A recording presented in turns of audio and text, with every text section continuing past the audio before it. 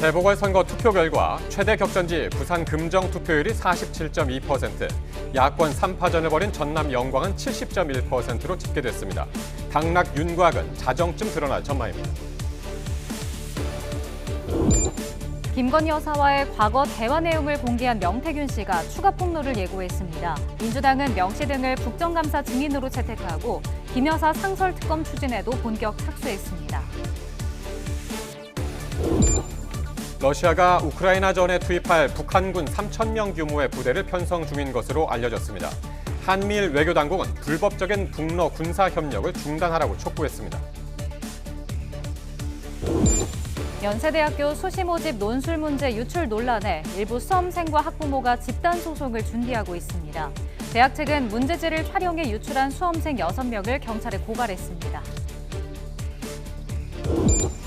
여성 2명을 불법 촬영한 혐의를 받는 축구선수 황의조 씨가 첫 재판에서 모든 혐의를 인정하고 선처를 구했습니다. 검찰은 징역 4년을 구형했습니다. 여러분 안녕하십니까? YTN 뉴스나이트 시작합니다. 네, 현재 기초단체장 4명과 서울시 교육감을 뽑는 재보궐선거의 개표가 진행되고 있습니다. 최종 투표율은 24.62%로 기초단체장 투표율은 상대적으로 높았지만 서울시 교육감 선거는 비교적 참여율이 저조했습니다. 네, 취재기자 연결해서 알아보겠습니다. 나혜인 기자, 지금 현재 재보선 개표가 한창 진행 중이죠? 네, 조금 전 밤 9시 반 기준으로는 전남 곡성군수 재선거 개표 진행률이 가장 빠릅니다. 투표가 저녁 8시에 끝났는데 벌써 48%대 개표율을 기록하고 있습니다. 더불어민주당 조상래 후보가 57%대 득표율로 조국혁신당 박웅두 후보를 20%포인트 차 이상 따돌린 채 선두를 달리고 있습니다. 야권 집안 싸움이 치열하게 벌어졌던 전남 영광군수 재선거 개표율은 12%대로 아직 초반입니다. 민주당 장세일 후보와 막판 돌풍을 일으켰던 진보당 이석하 후보가 각각 37%대 득표율로 초접전 양상입니다. 조국혁신당 장현 후보는 22%대 득표율로 두 후보 뒤를 쫓고 있습니다. 여야 최대 승부처로 꼽히는 부산 금정구청장 보궐선거와 인천 강화군수 보궐선거는 아직 개표 작업이 1%대 전후로 더딘 상황입니다. 정당과 무관하게 치러진 서울교육감 보궐선거 역시 아직 1%대 개표율을 보이고 있는데 진보진영 정근식 후보와 보수진영 조전혁 후보가 접전을 벌이고 있습니다. 개표가 더딘 지역들도 자정쯤 되면 당선인 윤곽이 어느 정도는 드러날 것으로 보입니다. 네, 투표율은 얼마를 기록했습니까? 이번 재보선 최종 투표율은 24.62%로 잠정 집계됐습니다. 유권자 수가 800만 명대로 많았던 서울교육감 선거 투표율이 23.48%로 낮아서 평균 투표율을 끌어내렸습니다. 기초단체 4곳의 평균 투표율은 53.9%로 지난해 10월 서울 강서구청장 보궐선거 때 48.7%를 웃돌았습니다. 2년 전 6.1 지방선거 당시 전국 평균 투표율 50.9%보다도 이번 재보선 유권자들의 투표 참여율이 더 높게 나타났습니다. 가장 투표율이 높았던 곳은 야권 후보들 사이 치열한 선거전이 벌어졌던 전남 영광군으로 70.1%를 기록했습니다. 전남 곡성군 대선거 투표율이 64.6%로 뒤를 이었고 인천 강화군수 보궐선거 투표율은 58.3%, 또 여야가 승부처로 꼽은 부산 금정구청장 선거 투표율은 47.2%를 기록했습니다. 2년 전 지방선거 때 이 지역의 투표율은 51.3%였습니다. 여야 모두 재보선 치고 높은 투표 열기가 자당 후보에게 불리하지 않다고 해석하고 있습니다. 국회의원이나 광역단체장을 뽑는 선거는 아니지만 총선 이후 처음으로 지역 민심을 확인할 수 있는 계기인 만큼 결과에 따라 여야 지도부 리더십이나 전국 주도권 다툼 양상도 달라질 것으로 보입니다. 지금까지 정치부에서 YTN 나혜인입니다. 네, 재보궐선거 개표 상황은 들어오는 대로 계속 전해드리도록 하겠습니다. 김건희 여사 공천 개입 의혹의 핵심 인물인 명태균 씨가 김 여사와의 문자 대화를 공개한 데 이어서 추가 폭로를 예고하며 파문이 커지고 있습니다. 지난 대선 경선 당시 여론조작 의혹도 제기된 가운데 홍준표 대구시장은 당시 정치 신인이었던 윤석열 대통령을 이해해달라고 당부했습니다. 보도에 임성재 기자입니다. 김건희 여사와 나눈 메신저 대화를 공개한 명태균 씨가 추가 폭로를 예고했습니다. 김 여사가 오빠를 용서해달라고 대신 사과하는 내용을 넘어 2,000장 가까운 대화가 있다고 언론 인터뷰 등에서 주장한 겁니다. 진짜 중요한 건 200장, 그 사회적 파장이 만만찮을 거라고도 덧붙였습니다. 앞서 뉴스토마토 매체를 통해 대선 경선 당시 윤석열 대통령 여론조사 결과가 당시 홍준표 후보보다 더 잘 나오게 지시했다는 취지의 명시 녹취록까지 공개된 상황. 연이은 명태균발 리스크에 여당은 적잖은 당혹감에 휩싸인 분위기입니다. 특히 친한계에선 대통령실의 해명마저 석연치 않은데 명 씨의 폭로가 언제 어디로 튈지 몰라 참담하단 반응이 터져나왔습니다. 그런 식의 해명이 과연 먹힐까, 설득력이 있을까라는 생각이 들거든요. 그리고 이제 제일 걱정되는 게 그게 아니라는 게 밝혀지면 어떻게 할 겁니까? 원외 인사를 중심으로 한 당내 특위도 대통령실의 인적 쇄신을 요구하며 친한계와 궤를 같이 했는데 당 차원에선 명태균 리스크의 하나로 꼽히는 당원 명부 유출 의혹을 규명하기 위한 당무감사에 착수하기로 했습니다. 반면 친윤계는 대통령실 해명에 힘을 실으며 명 씨의 허무맹랑한 주장에 동조해선 안 된다고 거듭 목소리를 높였습니다. 명태균 씨라는 분을 결국 우리 국정감사장에 세운다 하더라도 의혹 부풀리기밖에 되지 않을 거다. 실질적으로 지금 많은 기사들이 쏟아지고 있지만 알맹이는 없어요. 의혹이에요 다. 홍준표 대구시장도 명 씨를 허무맹랑한 헛소리나 하는 선거 브로커라며 깎아내렸습니다.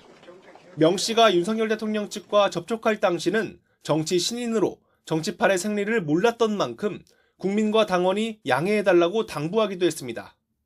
더불어민주당을 향해선 잘못된 여론조작기관은 정비할 필요가 있다고 촉구했습니다. 명태균 씨 의혹을 고리로 또다시 친윤계와 친한계 간 갈등이 수면 위로 떠오르는 가운데 일각에선 다음 주로 예정된 윤 대통령과 한동훈 대표 간 면담의 실제 성사 여부, 그리고 그 성과를 기대하는 기류도 읽힙니다. YTN 임성재입니다. 국회 운영위원회가 야당 단독으로 김건희 여사 공천 개입 의혹의 핵심 인물인 명태균 씨 등을 국정감사 증인으로 채택했습니다. 야당은 또 상설특검에서 여당 추천권을 배제하는 규칙 개정도 본격 절차에 착수했습니다. 이준엽 기자가 보도합니다. 다음 달 대통령실 국정감사 증인 참고인으로 채택된 건 김건희 여사와 김 여사의 친오빠 명태균 씨와 김영선 전 의원 등 모두 33명입니다. 야당은 김 여사 공천 개입 의혹과 명품 가방 수수 사건, 도이치모터스 주가 조작 연루 의혹 등을 따져 묻겠다고 강조했습니다. 야당이 당연히 그러면 증인 채택을 해서 이 문제에 대해서 밝히는 것이 야당의 본연의 기능이고 더 나아가서 입법부의 본연의 기능이죠. 여당이 일방적인 의사진행에 거세게 반발하면서 고성과 설전이 오갔고 여당 의원들은 끝내 회의장을 나가 표결에 불참했습니다. 민주당 이재명 대표와 문재인 전 대통령, 딸 다혜 씨 등 여당이 요구한 증인 참고인은 명단에서 빠졌기 때문입니다. 정말 한숨밖에 안 나오는 명단이고요. 국민의힘에서 요청한 증인 명단은 한 명도 없어요.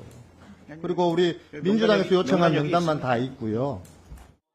야당은 또 대통령이나 친인척이 수사 대상이 되는 사건에는 상설특검 후보 추천위원회를 구성할 때 여당 추천권을 배제하는 국회 규칙 개정안도 상정의 소위로 넘겼습니다.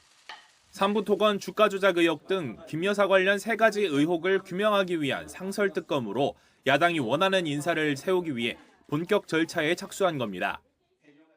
앞으로 잘하겠다. 지금부터는 김건희 여사 더 이상 사고치지 못하게 어떻게든 막겠다. 이렇게 하시는 게 현명한 판단이고 국민에 대한 예의 아닙니까? 하지만 국민의힘은 민주당이 과거 상설특검법과 관련 규칙을 만들 당시와는 말이 달라졌다고 꼬집었습니다. 민주당이 소수였을 때는 합의 추천의 중요성을 강조했는데 여당이 어느 정도 수긍을 한다고 하면은 특별히 문제가 되지 않으면은 그대로 통과를 시키는 것이 점진적 개혁이다. 압도적 다수를 차지한 지금은 다수결이 불가피하다고 주장한다는 지적입니다. 지금 입장 바뀌었다고 갑자기 야당이 의혹제기하고 야당이 특검을 고르겠다? 이런 상설특검은 기본적으로 위헌적인 규정이고요. 10년 전 상설특검법 제정 이래 실제 가동이 된 유일한 사례는 2020년 세월호 참사 진상규명특검입니다. 당시는 여야 합의로 추천이 이뤄졌지만 여당인 국민의힘이 4개월 동안 추천을 미루며 진통을 겪기도 했습니다. YTN 이준엽입니다. 김건희 여사의 도이치모터스 주가 조작 연루 의혹에 대한 검찰의 처분 결과가 이르면 내일 나올 것으로 보입니다. 검찰이 오늘 이와 관련한 내부 회의를 열었는데 어떤 결과가 나오더라도 큰 파장이 예상됩니다. 보도에 김태원 기자입니다. 도이치모터스 주가 조작 사건 마무리를 앞두고 검찰이 이른바 레드팀 회의를 소집해 막바지 검증을 진행했습니다. 레드팀은 의사결정과 관련해 의도적으로 반대 목소리를 내는 역할을 맡은 팀을 말하는데 수사팀이 사건 개요와 처분 방향에 대해 설명하면 레드팀 역할을 맡은 검사들이 논리에 허점이나 의문이 드는 점을 지적했습니다. 중앙지검 소속 차장검사들과 산하 부장검사 등 내부 인사 10여 명이 참여한 것으로 전해졌습니다. 주가 조작이 벌어진 이후에도 김 여사가 시세 조종 일당과 연락했다는 정황 등이 최근 언론에서 보도되고 있는 만큼 외부 시각에서 수사 내용을 다시 점검한 겁니다. 수사팀은 김 여사와 모친 최은순 씨가 주가 조작에 가담했다고 볼 증거가 부족하다고 보고 무혐의로 사건을 종결짓는 방향에 무게를 두는 것으로 전해졌습니다. 지난달 주가 조작 세력의 항소심 재판에서 전주 손모 씨가 방조 혐의로 유죄를 선고받은 것과는 상황이 다르다는 게 검찰 판단인데 이르면 내일 사건을 처리할 전망입니다. 검찰은 수사 결과를 발표하는 자리에서도 증거와 법리에 따라서만 판단했다는 점을 강조하며 처분의 정당성을 설명할 것으로 보입니다. 다만 국민법감정과는 동떨어진 결론인 만큼 이어질 파장도 작지 않을 전망입니다. YTN 김태원입니다. 러시아가 한반도에 분쟁이 발생할 경우 북한에 군사 지원을 하겠다고 밝혔습니다. 북한은 우크라이나 전선에 대규모 병력을 파견한 것으로 알려지는 등 두 나라 군사 밀착 관계가 깊어지고 있습니다. 권영희 기자가 보도합니다. 러시아는 우크라이나에 빼앗긴 땅을 되찾기 위해 대대적인 공세를 펼치고 있습니다. 최근 우크라이나가 점령하고 있던 쿠르스크 지역 절반을 탈환했다고 주장합니다. 요즘 러시아군 공격에는 패턴이 있습니다. 우크라이나군 정보국은 북한산 무기가 선적돼 일주일 정도 후 러시아에 도착하면 이때부터 2주 동안 공격 강도가 높아진다고 분석했습니다. 러시아는 이미 소련 시절에 생산된 무기 재고를 모두 사용했습니다. 무기를 만들고는 있지만 원자재와 노동력, 부품이 모두 부족해 품질이 크게 떨어집니다. 몇 수 아래로 여겨지는 북한 무기를 쓸 수밖에 없는 실정입니다. доволі детально, фактично, включення у війну Північної Кореї.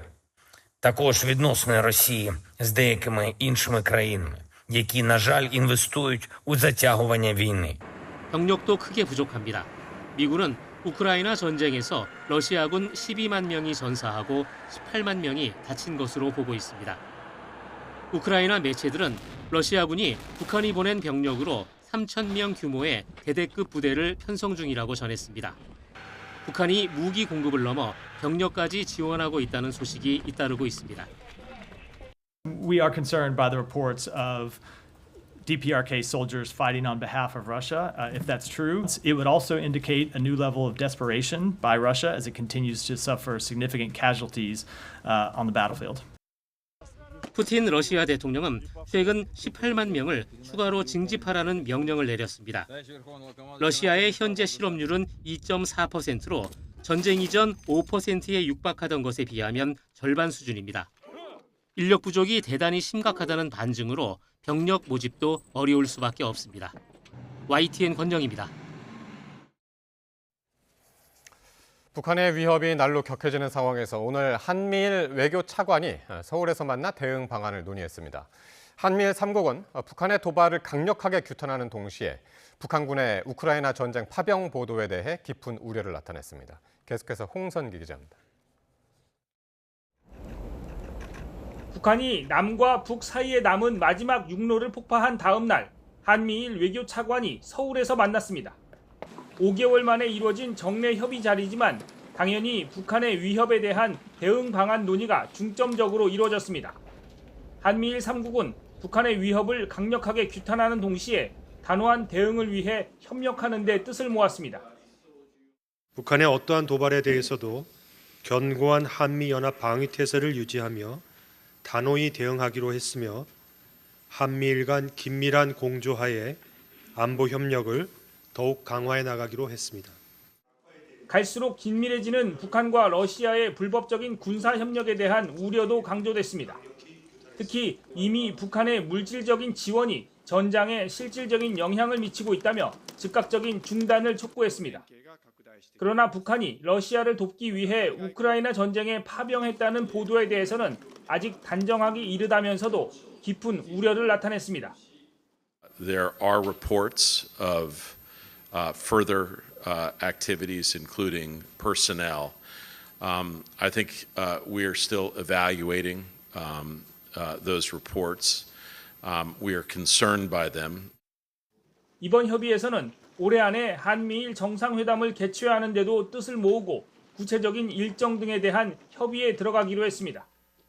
이런 가운데 유엔 안보리의 대북 제재 위반 사항을 감시하기 위한 새로운 국제 협의체인 다국적 체제 모니터링 팀도 결성됐습니다. 이 기구에는 한미일 3국을 비롯해 영국과 프랑스, 호주 등 모두 11개 나라가 참여했습니다. 그러나 유엔이라는 공신력이 사라진 데다 중국과 러시아가 빠지면서 영향력에는 한계가 있다는 우려가 나오고 있습니다. YTN 홍선기입니다. 연세대학교 논술시험 문제 유출 논란과 관련해 수험생들과 학부모 등 50여 명이 법적 대응 준비에 착수했습니다. 보도에 임혜진 기자입니다. 대입 수험생들이 모인 온라인 커뮤니티에 연세대 수시논술 문제 유출 논란과 관련해 시험 효력정지 가처분 신청 등 법적 대응에 나서겠다는 글이 올라왔습니다.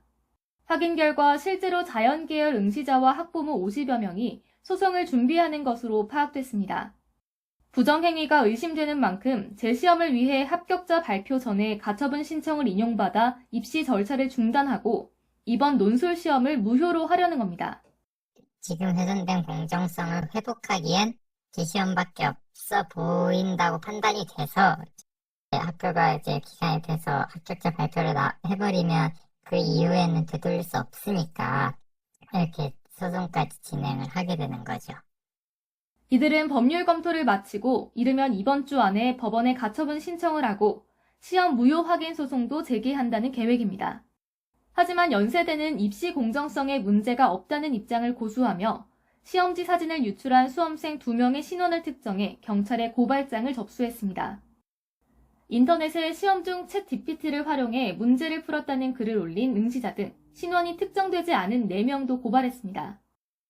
연세대는 또 논술시험 과정에서 공정성이 훼손된 정황이 있는지 밝혀달라며 경찰에 수사 의뢰서를 접수하기도 했습니다. 앞서 재시험은 없다고 거듭 밝혔던 연세대는 수사를 의뢰한 만큼 모든 가능성을 열어두고 결과를 기다리겠다고 말했습니다.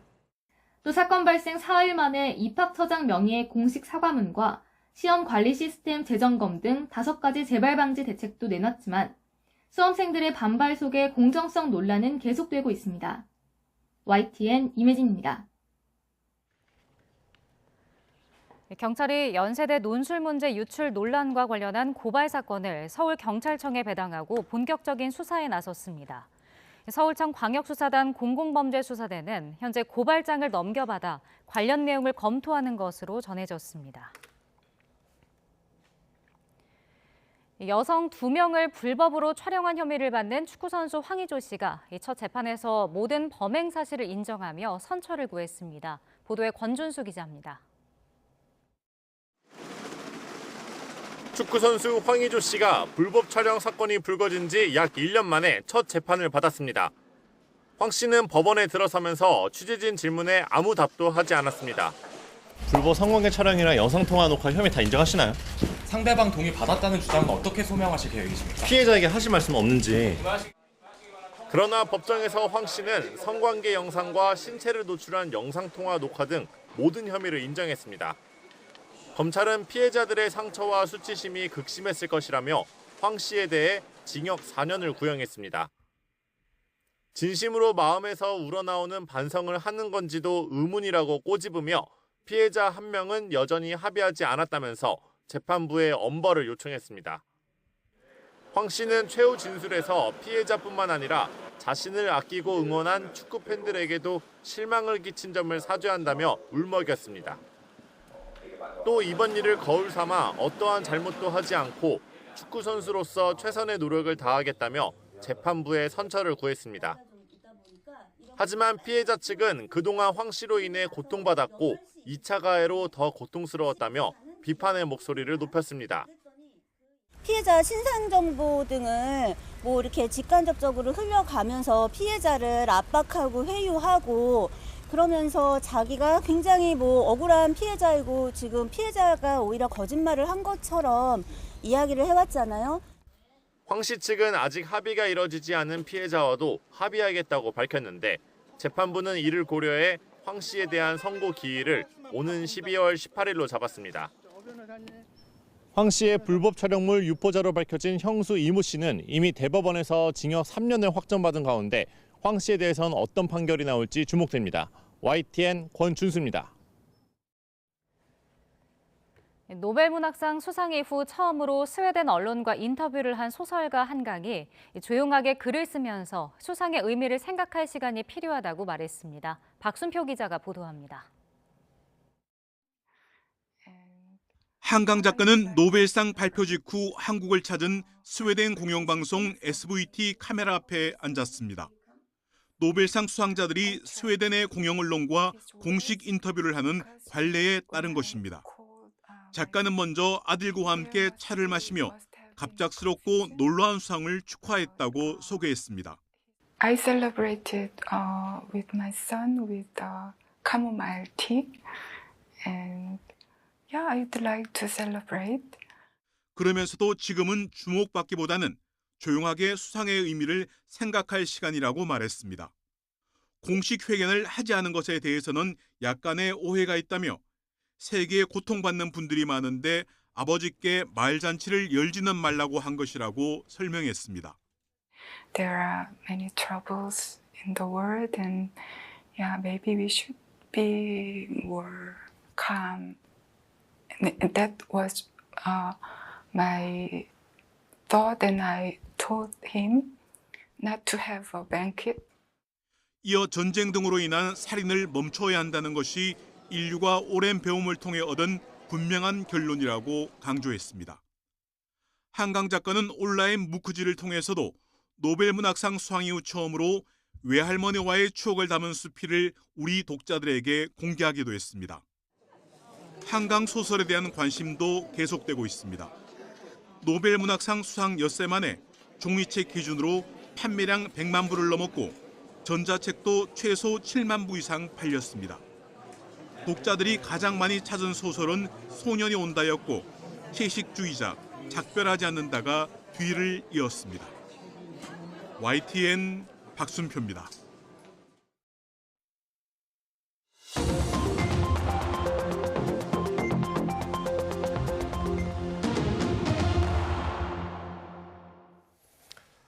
네, 정치권 관심 뉴스 짚어보는 포커스 나이트 시간입니다. 오늘은 정호김 전 새누리당 의원, 신경민 전 민주당 의원 나오셨습니다. 두 분 안녕하십니까? 네, 안녕하세요. 네. 자, 오늘 재보궐선거 날입니다. 지금 개표가 한창 진행 중인데요. 지금 기초단체장 선거만 보면은요, 투표율이 53.9%가 나왔습니다.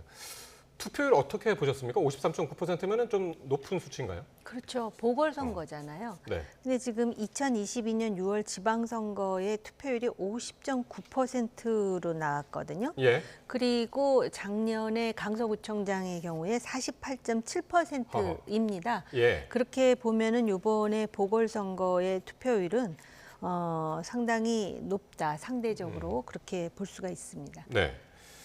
그 중에서 이제 조금 구체적으로 한번 지역별로 한번 볼 텐데 일단 부산 금정이요 47.2%가 나왔습니다.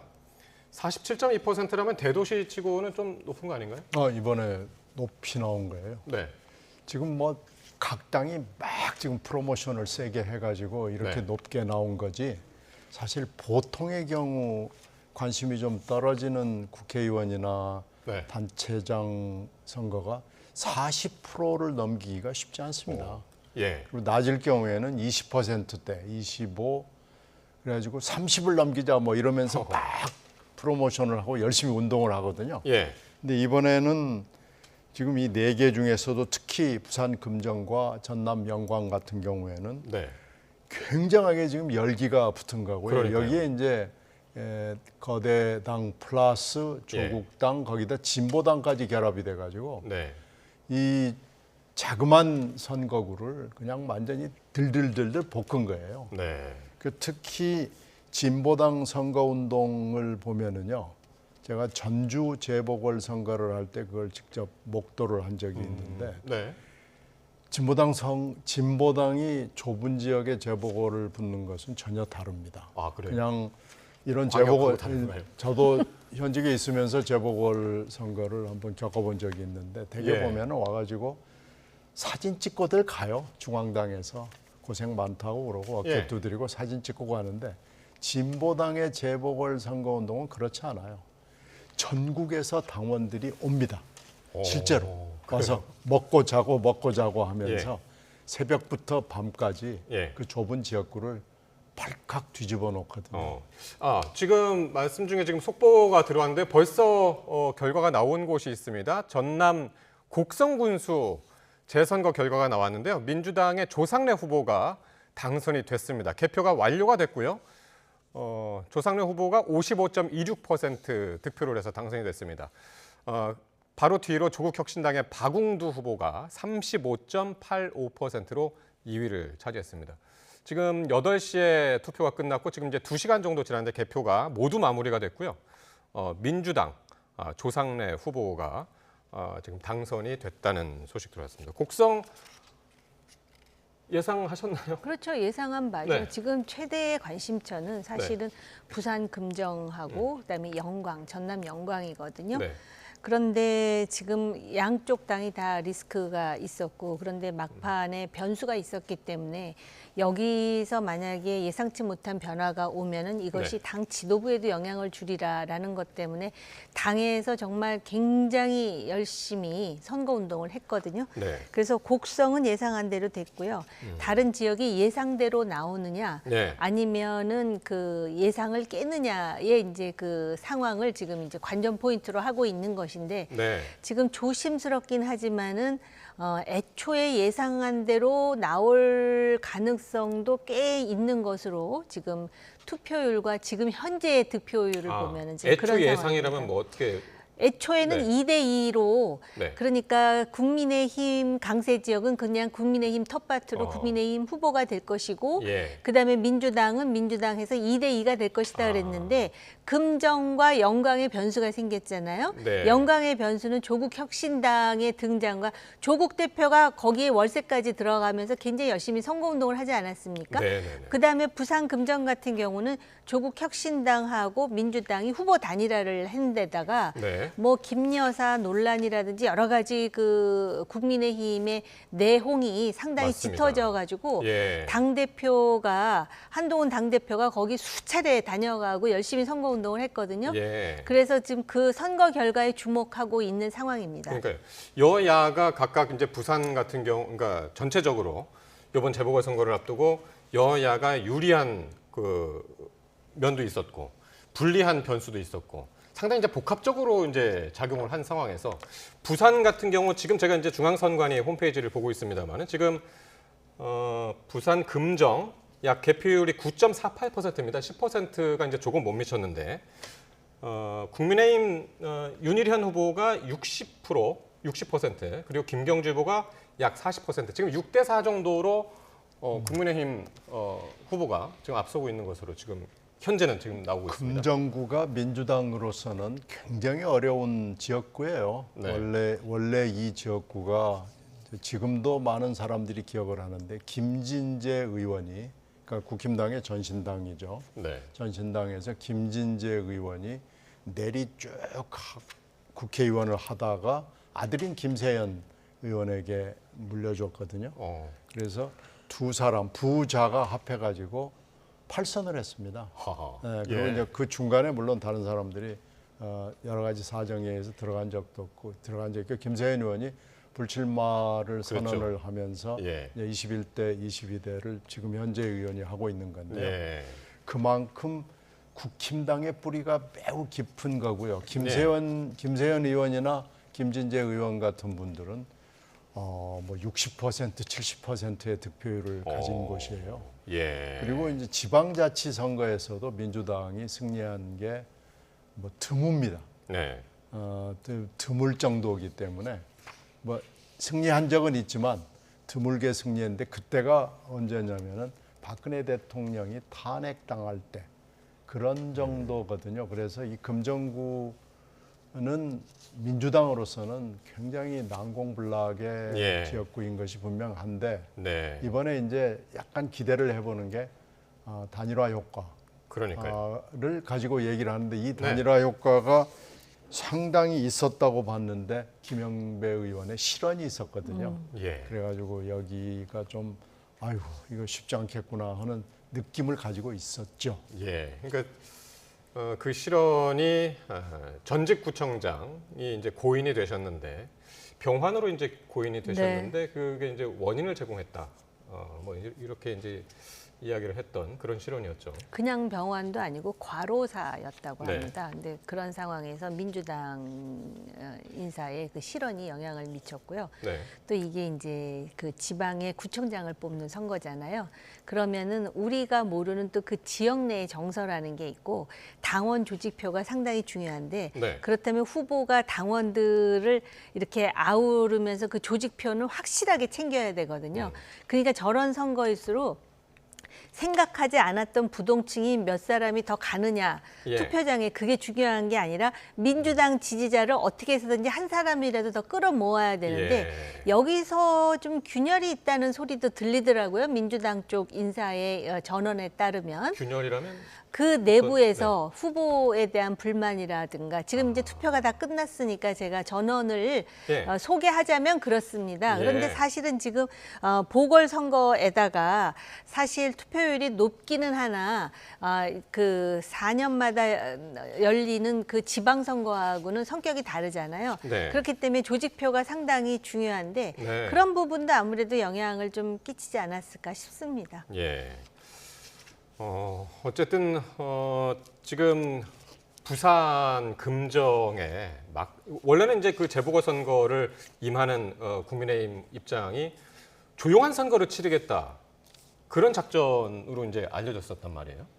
그런데 한동훈 대표가 여기를 6차례 나갔고 오늘도 아마 당일날 그곳에 머무는 걸로 알고 있습니다만 굉장히 공을 들였단 말이에요. 한동훈 대표 입장에서는 이렇게 갈 수밖에 지금 없는 거죠. 한동훈 대표의 운명, 국힘당의 운명, 어떻게 보면 윤석열 대통령의 앞으로의 진로하고도 밀접하게 아마 관계가 있을 선거입니다. 부산 금정 하나만 놓고 봐도요. 그런데다가 지금 단일화 효과 때문에 이거 큰일 났구나 하는 위기의식이 있었어요. 그렇기 때문에 지금 한동훈 대표 입장에서는 목숨 걸고 여기에 전력 투구를 하지 않을 수가 없는 상황이 됐고요. 근데 지금 초동은 보니까 6대4 정도이기 때문에 일단은 한숨을 국힘당 입장에서는 놨을 수도 있어요. 그런데 여기가 지금 근데 아직 많이 남았습니다. 지금 10%밖에 개표가 안 돼가지고. 각 동이 약간의 편차가 있더라고요. 그 사이에 투표 성향을 보면은 민주당 성향이 좀 강한 동네가 몇 군데 있어요. 이 동네가 지금 금정 안에서도. 금정 안에서 이 동이 10개가 좀 넘거든요. 그 안에서 민주당 성향이 강한 동네가 몇 군데 있어요. 그래서 여기 투표가 어떻게 될 것이냐, 투표율이 어떻게 됐느냐, 뭐 이런 것들이 지금 관전 포인트일 거예요. 근데 만약에 고루고루 그 10개가 넘는 동네가 고루고루 나와서 6대4가 된다면은 민주당으로서는 좀 어렵죠. 그런데 하여튼 그 동네를 아마 지금 지켜보고 있을 겁니다. 그러니까 금정구 안에서도 지금 10개 정도 되는 그 동별로 지금 어느 투표소에 투표 그 개표가 먼저 진행이 되느냐에 투표함이 따라서 먼저 까지는 순서대로 보면은 아마 그 동네 투표함을 지금 기다리고 있는 상황으로 보입니다. 지금까지는 한 6대4 정도로 국민의힘 윤희련 후보가 앞서고 있지만 어떻게 될지 모릅니다. 지금 개표 상황 10% 정도 되고 있고요. 이 부산 금정이 어떻게 되느냐에 따라서 지금 뭐 계속 뭐 기사들 많이 나왔습니다만은 한동훈 대표의 입지가 당내 입지 아니면 뭐 대통령실과의 어떤 관계 속에서 변수가 될 수 있을까요? 어떻게 보십니까? 그동안에 이제 당내에 무슨 얘기가 나오느냐면은 한동훈 대표가 당 경선에서 60% 남짓한 지지율로 당대표가 됐음에도 불구하고 사실 100여여 동안에 이렇게 뚜렷한 족적이 없이 대통령실, 특히 여사 문제와 관련해 가지고 상당히 흔들리는 그런 상황이었었습니다. 그러다 보니까는 이번 보궐선거는 당 대표 중심으로 치러지는 선거이기 때문에 만약에 금정에서 문제가 생기면 한 대표 책임론을 좀 더 이렇게 키워가지고 100일 천하로 끝나게 하리라라는 여의도에서 검증되지 않은 소문이 꽤 돌고 있었거든요.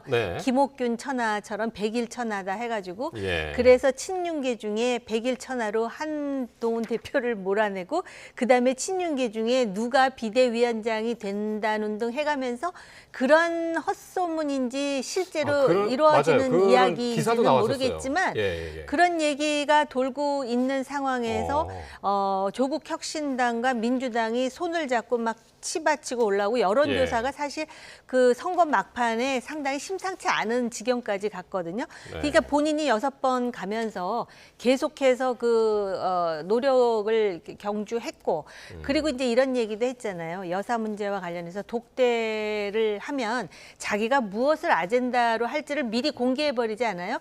그것도 일련의 전략이었을 것 같아요. 만에 하나 금정에서 사변이 일어나더라도 이것이 나의 책임이라고 하기보다는 중앙 정치에서 이런 문제가 유권자들의 마음에 상당히 그 염증을 일으킨 것 아니냐라는 그런 인상과 함께 실질적으로 지금 본인이 어떻게 그 뚜렷하게 뭘 잘못해가지고 지금 당이 흔들리는 상황은 아니니까 그런 상황에서 아마 본인도 이번 선거의 결과를 상당히 지금 초조하게 지금 지켜보고 있지 않을까 그런 생각이 듭니다. 근데 만약에 금정에서 확실하게 이기면은 지금 이미 금정까지도 불안하다라는 그 인식 속에 선거가 치러졌고 이기면은 아무래도 자신이 다시 한번 그 탄탄하게 입지를 가질 수 있는 하나의 초석이 될 수 있는 거겠죠. 그러니까 조국 혁신당의 조국 대표 같은 경우는 금정을 국민의힘 후보가 이기더라도 얼마나 표 차이로 이기냐도 관건이고 그 표차가 적으면 적을수록 한동훈 대표한테는 위기일 것이다. 이제 그렇게 얘기를 했거든요. 이 부분은 어떻게 보십니까? 금정에서 국힘당이 이긴다면 그 표 차이는 표 차이가 뭐 아주 미세하게 이긴다 그러면은 조국 대표의 얘기가 맞을 수 있을 거예요. 근데 만약에 6대4 정도라면은 그거 가지고 시비 걸기는 조금 어려울 거고요. 금정에서 만약에 국힘당이 진다면 그건 뭐 엄청난 사변이죠. 이건 뭐 엄청난 사변이고 사태고 서로 아마 책임론을 윤 대통령하고 한 대표가 서로 책임론을 가지고 손가락질을 하면서 여권은 일대 내홍으로 들어가게 될 거고요. 그래서 금정 이 선거구 이 하나는 아마 굉장한 의미를 갖고 있는 것이 너무나 분명한데 이게 지금 현재 10%의 개표율을 가지고 얘기하기는 조금 이른 것 같고요. 투표 개표를 아마 한 50% 정도 가까이 되면은 이제 당선 윤곽이 드러날 거예요. 그때 좀 얘기를 하는 게 맞을 텐데요. 만약에 진다 그러면은 그건 뭐 지금 국내 정치에서 이거보다 더 큰 사변은 없을 겁니다. 아니요, 그 신 의원님 말씀에 저도 공감을 하는데요. 근데 그 이런 선거에서 이기면 이기는 거고 지면 지는 거지 단 한 표 차이라도 이기면 이긴 거지. 그래서 한 표 차이기 예. 때문에 이긴 쪽이 불안하다라고 말하는 조국 대표의 주장은 궤변에 가깝고요. 예. 왜 저 얘기를 할까? 그 전에는 그 단일화 할 때만 하더라도 굉장히 자신감 있게 본인이 직접 또 현장에 가가지고 민주당 후보임에도 불구하고 선거운동도 하지 않았습니까? 네. 그래서 저렇게 하는 배경에는 아무래도 국민의힘 후보가 이길 가능성이 많다 보니까 네. 저렇게 자락을 깔아서 그 표 차이가 적으면은 여전히 한동훈이 불안하다. 어차피 자기는 미래 권력이 대상이지 현재 예. 권력이 대상은 아니지 않겠습니까? 예. 그래서 저런 그 언수를 보더라도 조심스럽지만 10%밖에는 개표를 안 했지만 국민의힘이 유리할 것 같다라는 개인적인 예상을 해봅니다. 알겠습니다. 자, 부산 한번 살펴봤고요.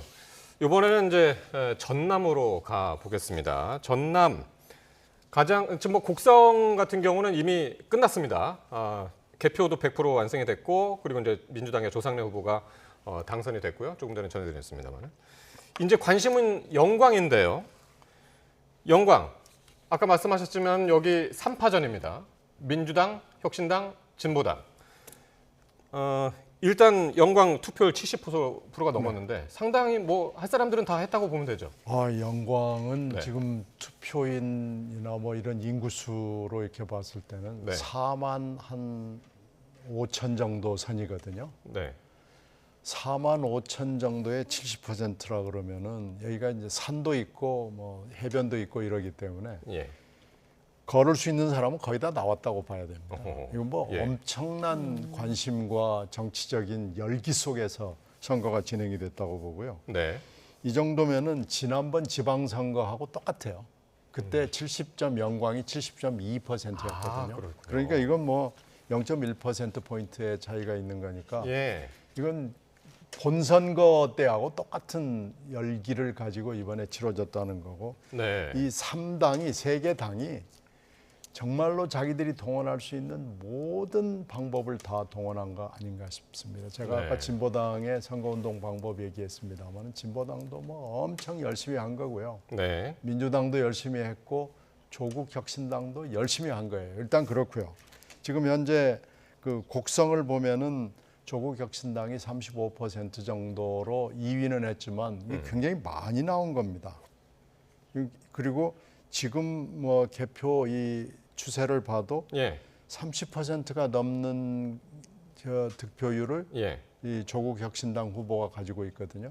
그러니까 30% 이상의 지분을 조국 혁신당이 갖고 있다는 게 이번 지금 곡성 말씀하시는 거죠? 곡성도 그렇고요. 예. 영광도 그렇고요. 예. 이건 아마 뭐 당선이 되지 않더라도 예. 조국 혁신당은 3분의 1이 호남 지역에서 조국 당에 있다라는 얘기를 굉장히 열심히 프로모션을 할 가능성이 높은 거고요. 네. 1위가 어디냐도 중요하지만 저는 조국 혁신당의 득표율도 정치적으로 꽤 의미가 있다고 그렇군요. 봅니다.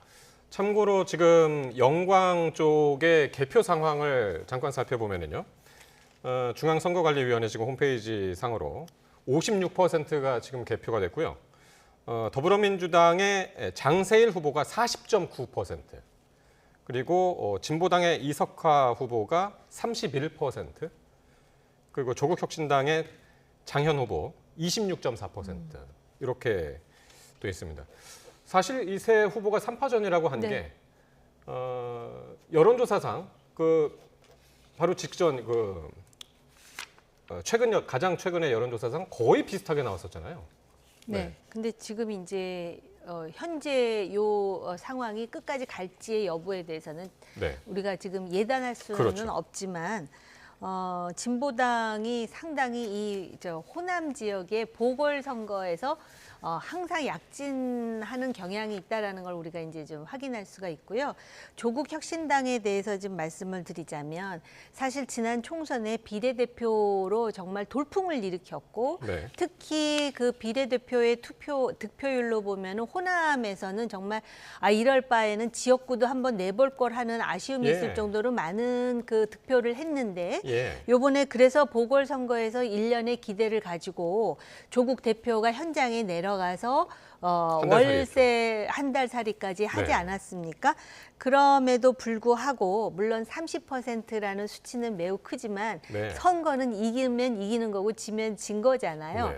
그렇기 때문에 여전히 민주당의 한계를 벗어나지 못하는구나. 그리고 사실은 호남이 민주당의 요번에 그 당 경선이라든지 이런 여러 가지 이슈에 있어서 호남인들이 일련의 소외감이라든지 좀 불만이 있었다라고 일반적으로 인식이 됐는데 이런 상황에서는 여전히 그래도 민주당에 다시 한번 기회를 준다라는 개념으로 우리가 이해해야 되는 것인가. 만약에 영광까지도 네.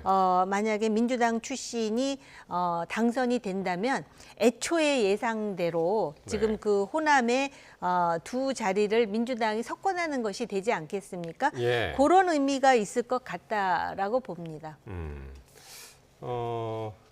그러니까요. 조국혁신당이 정말 공을 들였습니다. 그러니까 지금 말씀하신 대로 전부 그러니까 국회의원만 따지면 12명이 전부 비례대표고. 그러니까 지역 일꾼이 지금 없는 상황에서 지금 이제 지방선거나 다름없기 때문에 예, 어떻게 보십니까? 그러니까 지금 여기에 여러 가지 의미가 있는데요. 민주당의 그 호남의 뿌리는 확인이 된 거예요. 지금 현재 56% 개표 상황만 가지고도 네. 40.9%를 민주당 후보가 받았다고 그러면은 호남에서는 역시 민주당의 뿌리가 있고 민주당 사람들이 아직 그 호남에서 굳건하고 네. 호남 사람들이 민주당을 어떻게 생각하나 하는 것은 분명한데 40.9 이게 이제 더 높아질 수는 있지만은 이 후보와 3 후보가 31%, 26%를 가져갔다는 건 민주당으로서는 한번 생각을 해볼 필요가 있는 수치입니다. 진보당 후보가 합치면은 그렇죠. 민주당이 조금 그렇죠. 낮죠. 이걸 예. 보면은 혁신당하고 진보당 합치면 50%가 민주당을 지지는 해주지만 네. 그래도 지금 이분들이 이 선거운동 내내 한 얘기는 민주당 가지고는 안 된다. 이건 다시 한번 생각해 봐야 될 거라고 지금 계속 얘기를 한 거거든요. 예. 거기에 반이 넘는 사람들이 그래 그 말이 한번 해볼 만한 들어볼 만한 얘기야라고 얘기를 한 거기 때문에 예. 뭐 이겼으니까 물론 뭐 괜찮다라고 하기에는 이게 지금 굉장히 수치는 예. 의미가 있어 보입니다. 그래서 이걸 어떻게 해석하느냐라는 것이 앞으로 민주당에서의 미래의 숙제에 해당합니다. 지금 영광군 개표율이 60%가 넘었는데요. 득표율은 아까랑 비슷합니다. 그런 상황이고요. 이제 민주당 장세일 후보가 지금 1위를 달리고 있고. 어쨌든 이번 재보궐선거를 그동안 뭐라고 했냐면요. 지난 4월 총선의 연장전이다. 그리고 돌아오는 2년 뒤에, 뭐 지방선거 2년 뒤에 있습니다만 지방선거의 전초전이다. 이런 얘기들을 하는 상황에서 사실 그래서 더욱 이 호남, 전남, 이 영광과 곡성 이곳이 그래서 상당히 이제 집중이 됐는데 이번 요 결과가 2년 뒤에 지방선거에도 영향이 있을까요? 어떻게 보십니까? 지금 요 자체의 결과가 2년 뒤에 지방선거에 직접적으로 영향이 있을 거라고는 개인적으로 생각하지 않아요. 네. 그리고 요번에 이슈가 많았는데요. 어쨌든 이재명 대표도 그렇고 한동훈 대표도 그렇고 현재의 권력은 아니잖아요. 네. 근데 지금 쟁점이 되고 있는 이슈를 보면은 뭐 여사 문제도 그렇고 민주당에서는 굳이 쟁점을 따져보자면은 이재명 대표가 사법 리스크는 많은데 사법 리스크 많은 채로 총선에서 압승을 했잖아요. 네. 그리고 지금 나온 이슈는 또 문재인 대통령 뭐 딸 뭐 이런 얘기인데 이거는 어떻게 보면 더 지난 과거의 권력과 관련된 얘기잖아요. 예. 그러다 보니까는 그런 자체가 현지인들에게는 그렇게 크게 변수로 작동하지 않은 것 같다. 그리고 이제 네. 지역 일꾼을 뽑는 문제고 또 그 지역 그 정치의 관성이랄까 문화랄까 이런 것들도 꽤 작동한 게 아니겠습니까? 예. 2년 후에 지방선거는 아무래도 그 시점에서 중앙 정치가 영향을 주겠죠. 그렇군요. 요 얘기만 한 번만 또 네. 좀 예. 신 의원님은 어떻게 보십니까? 이번 그 영광 그 결과에 따라서 이재명 대표의 입지 어떻게 의미는 분명히 있지만은 이재명 대표의 입지나 이런 거에는 큰 영향을 줄 것 같지 않고요. 앞으로 내후년 6월에 있을 지방선거에도 큰 영향을 줄 것 같지는 않습니다. 지금 이 득표율이 계속 간다 그러면 아까 제가 조금 전에 말씀드린 대로 50%가 넘는 이 유권자들이 지금 투표율이 굉장히 높잖아요. 높은 유권자들이 이게 아마 상당히 그 본선에서의 그 생각하고 나를 많이 반영한 걸로 보이는데 민주당이 뭔가 좀 변화를 해야 된다라는 메시지를 보내는 것은 분명해요. 네. 이거 압도적으로 50%를 다 보내주고 있지는 않잖아요. 그러니까 이 얘기는 하여튼 민주당을 떠나기는 어려운데 우리가 민주당의 뿌리인 것도 분명하고 그건 현실로 인정을 하지만 민주당이 여러 가지 자세는 좀 한번 점검을 해보고 한번 고쳐볼 필요는 있지 않느냐라는 메시지를 보내는 거고요. 진보당이 이렇게 한 건 아까 진보당의 선거운동 그 방법, 선거운동의 기법이 굉장히 뛰어납니다.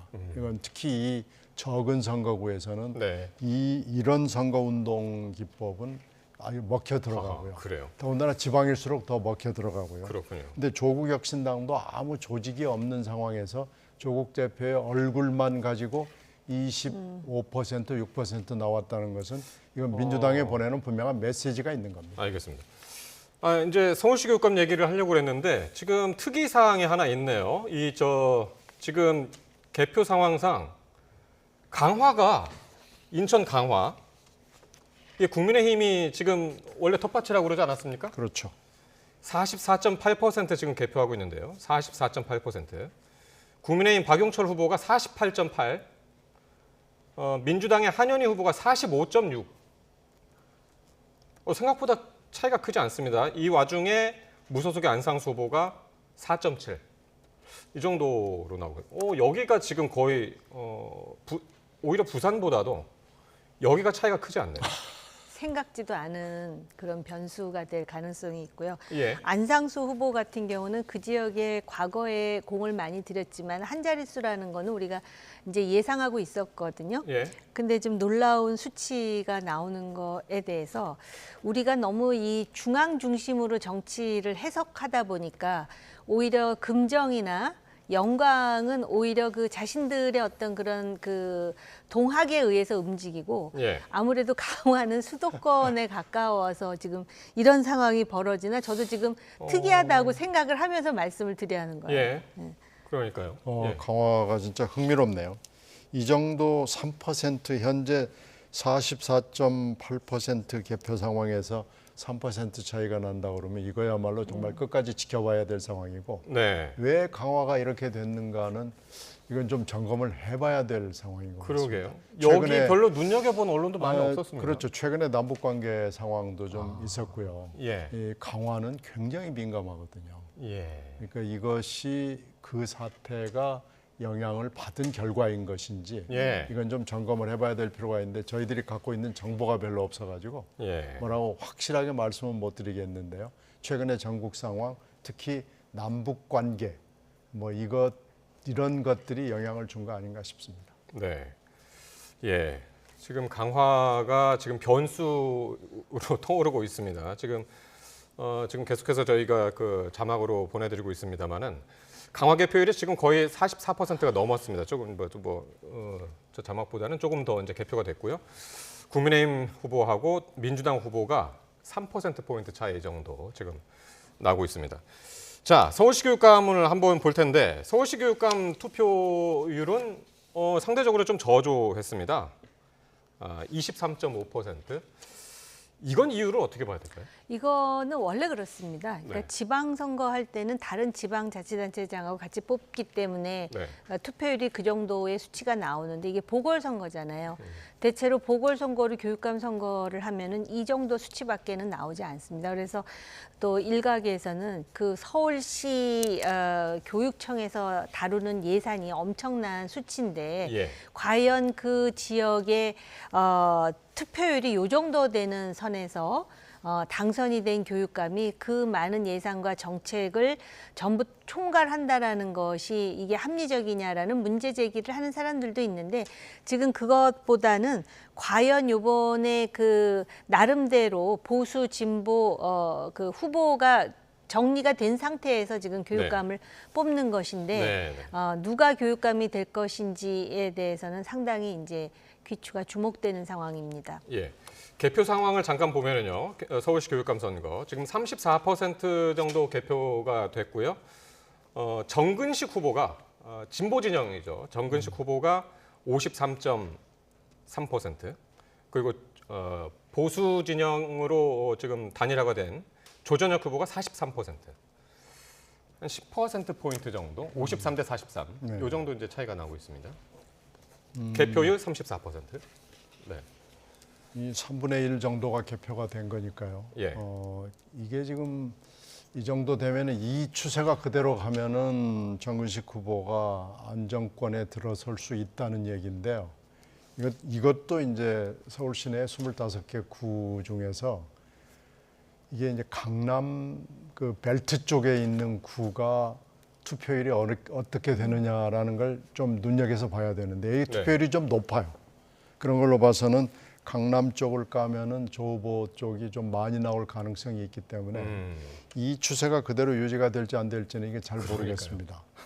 25개 구의 그 성향이 굉장히 다르거든요. 동서남북으로 해가지고요. 그리고 서울 경우에 교육감 이 선거인단이 사실 1,000만 명입니다. 근데 갑자기 교육감 후보가 나와가지고 1,000만 명을 상대로 선거운동을 한다는 게 이건 뭐 엄청난 일이거든요.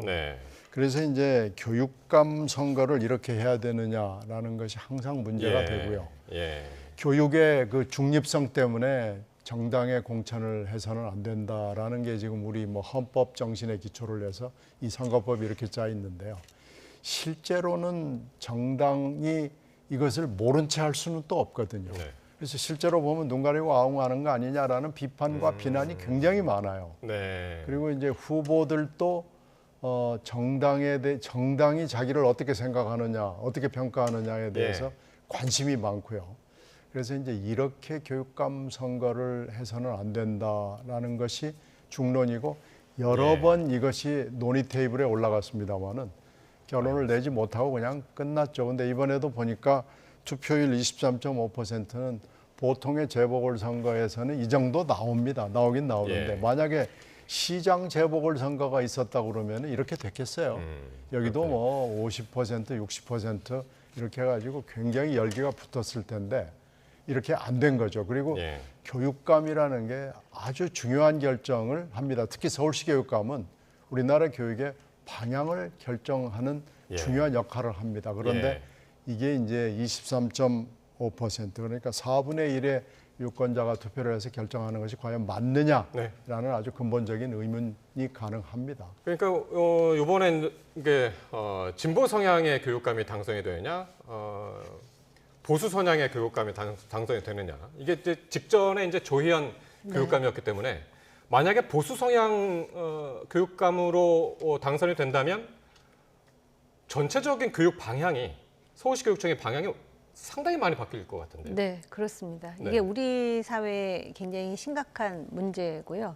또 이제 교육감이 중립적이어야 된다라고 생각을 하면서도 우리나라의 그 특히 교육에 있어서 어떤 가치관을 심어주는 그 근현대사와 관련된 역사관이 근본적으로 다른데 또 최근에 그런 어떤 정치의 장에서 그런 진영 갈등이 심했잖아요. 그래서 이 부분이 어느 정도 영향을 저는 끼칠 것 같다라는 생각이 들고요. 또 정치적인 분위기를 전혀 안 탈 수도 없습니다. 왜냐하면 지금 물론 전부 지금 투표가 개표가 된 것도 아니고 실제로 진보 진영의 교육감의 귀책 사유가 있어서 지금 다시 그 선거를 치르는 그런 보궐선거임에도 불구하고 진보 진영의 교육감에 대한 그 득표율이 아직까지는 조금 높은 것으로 지금 나오고 있잖아요. 이런 걸 보더라도 실제로 이 소위 투표를 하는 유권자 입장에서도 나의 교육관이라든지 어떤 그런 그것에 대해서 이렇게 진지하게 생각하고 투표한다기보다는 그래서 그런 차원에서 우리나라 교육은 뭐 여러 가지 문제가 있지만 이 교육감 선거에서부터 이 문제가 좀 노정되고 있다라고 생각을 합니다. 자, 이 결론이 어떻게 나든지 간에 네. 결국은 서울 시민 유권자의 11 내지 12%의 득표로 누군가 당선이 될 겁니다. 조금 있으면 이제 당선자가 나올 텐데. 근데 또 대부분의 오늘 투표를 안 한 분들이 뭐 4분의 3이니까요. 이분들은요. 대부분 교육감 선거, 재보궐선거가 있는지를 또 몰라요. 그리고 관심이 없어요. 네. 그래서 이런 경우가 지금 자꾸 반복이 네. 되는데 이걸 어떻게 해야 될지 이번에 좀 논의를 해봤으면 좋겠습니다. 알겠습니다. 오늘 요 윤석열 대통령도 오늘 서울시 교육감 후보 투표를 했습니다. 그래서 지난 6월 2022년이죠. 그때 지방선거 때와는 좀 달랐던 분위기가 김건희 여사가 동행하지 않았고 그냥 윤 대통령 홀로 오늘 투표를 하는 모습이 이제 찍혔더라고요. 네, 이건 어떻게 해석을 하면 될까요? 이게 이제 어떤 그 당파적인 그런 어떤 그 선거는 아니긴 하지만 네. 아무래도 최근에 여사와 관련된 논란을 의식하지 않을 수가 최근이라고 할 수도 없죠. 바로 어제 그 카톡 문자서부터 시작해가지고 네. 예. 아마 대통령 본인도 참 여러 가지로 착잡하시지 않았을까 이런 생각도 들고요. 네. 그런 행보의 하나라고 저도 생각이 들어요. 뭐 더 드릴 말씀이 없네요. 네, 신 의원님. 아마 보수 후보가 이 대통령 부부의 투표를 원하지 않았을 것 같아요. 보수 후보 쪽에서 예. 대통령이 본인이 와가지고 투표하는 것은 뭐 그거야 뭐 투표를 해야 되는 유권자의 한 사람이니까 대통령으로서 솔선수범해야 되는 건 뭐 분명하죠. 네. 그러나 대통령 부인이 함께 와가지고 투표하는 걸 아마 원하지는 않았을 것 같아요. 그런 정도로 지금 현재 그 전국이 김건희 여사 전국이고 이게 끝이 안 보이잖아요. 지금 이 뭔가 터널에는 들어온 것 같은데 이 터널의 끝이 언제쯤일까를 아무도 모르고요. 이걸 알 수 있는 사람은 지금 대한민국에 한 사람도 저는 없다고 봅니다. 네. 그래서 이 문제가 굉장히 상징적인 그림이 아닌가 싶습니다. 알겠습니다. 자, 오늘 뭐 재보궐선거 날이기 때문에 오늘 계속 이제 재보궐선거 얘기 계속했고요. 마지막으로 지금 개표율과 함께 투표율 잠깐만 점검을 해드리면요. 지금 가장 관심이 쏠려 있는 부산 금정구 28% 개표가 진행되고 있고 국민의힘 윤희래 후보가 57.5, 그리고 민주당의 김경주 후보 42.4% 득표하고 있고요. 영광, 전남 영광은 65% 지금 개표가 진행된 가운데 민주당의 장세일 후보 41%, 진보당 이석하 후보 31%, 혁신당의 장현 후보 26% 되고 있고 지금 아까 말씀드렸습니다. 강화, 인천 강화가 58%가 지금 진행이 되고 있는데요. 국민의힘 박용철 후보 50%고요. 한현희 후보, 민주당 한현희 후보 44.2%. 종전보다는 조금 더 벌어졌습니다만 끝까지 한번 지켜봐야 될 것 같습니다. 네, 오늘 두 분 말씀은 오늘 여기까지 듣도록 하겠습니다. 정호김 전 새누리당 의원, 신경민 전 민주당 의원과 함께했습니다. 두 분 고맙습니다. 네, 고맙습니다.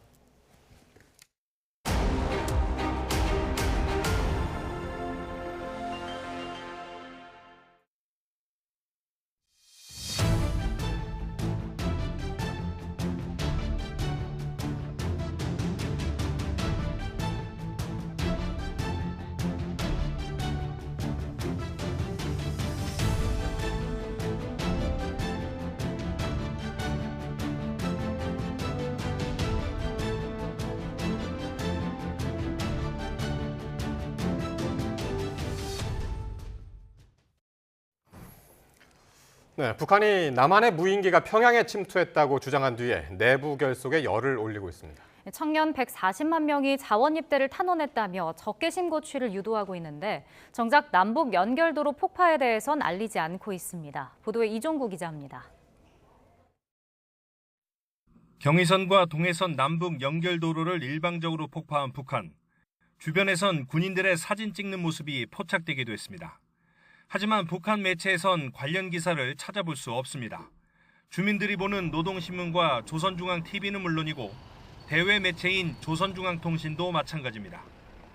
앞서 지난 2020년 6월 개성공단의 남북공동연락사무소를 폭파했을 때 조선중앙통신이 바로 당일, 노동신문은 다음 날 보도한 것과 대조적입니다. 김정은 위원장의 적대적 두 국가론에 대한 북한 내부의 정당화 작업이 마무리되지 않아 주민들에게 알리지 않았을 거라는 분석이 나옵니다. 남측의 전단 살포에 대한 북한의 응징이라는 공세적 성격이 있었는데요. 지금 동해선, 경의선 폭파는 방어적 차원입니다. 김정은 위원장이 이국가론을 이행을 하는 방어적 차원이거든요. 남한은 적이라는 인식을 심어주기 위해 무인기 침투만 부각하려는 의도라는 겁니다. 실제로 북한 외무성이 한국 무인기가 평양에 침투했다며 중대 성명을 발표한 다음 날 북한 매체는 관련 사진까지 공개했습니다. 전쟁이 발발될 수 있는 이 같은 무책임하고 위험한 도발 행위를 당장 중지해야 한다.